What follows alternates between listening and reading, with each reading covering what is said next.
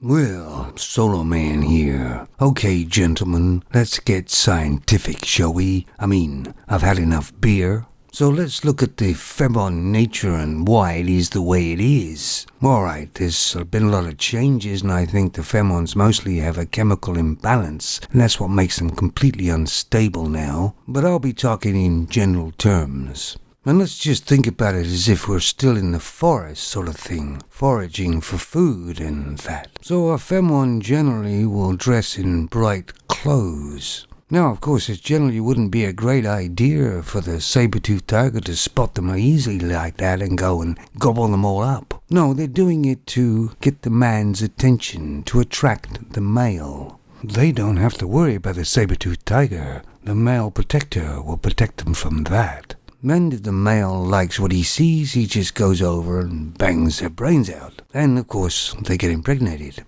And of course that's the same reason why pheromones walk about with their breasts hanging out. Well, not quite, but nearly. So they get noticed by the man, and he goes over and bangs her brains out and impregnates her.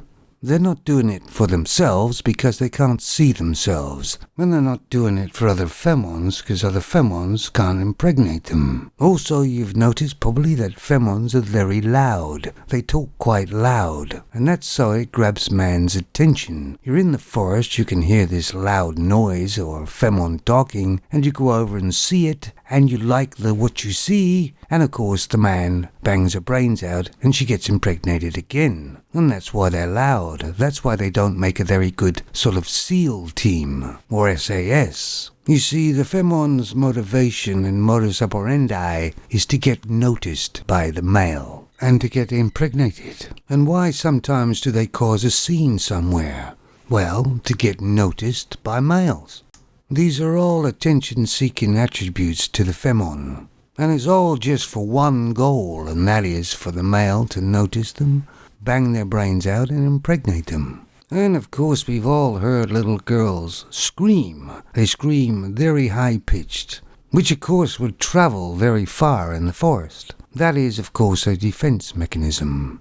Because they can't fight off the attacker, they're not strong enough. That is a call for help to the male species to come and protect. Of course, we'd all like to think we are sort of complex creatures, but really we all work on basic instincts. Most pheromones are trying to deny their own nature, and it's sending a lot of them crazy. Modern men, on the other hand, are learning to control their nature and their basic instincts. Most modern men know where they came from and what their purpose is.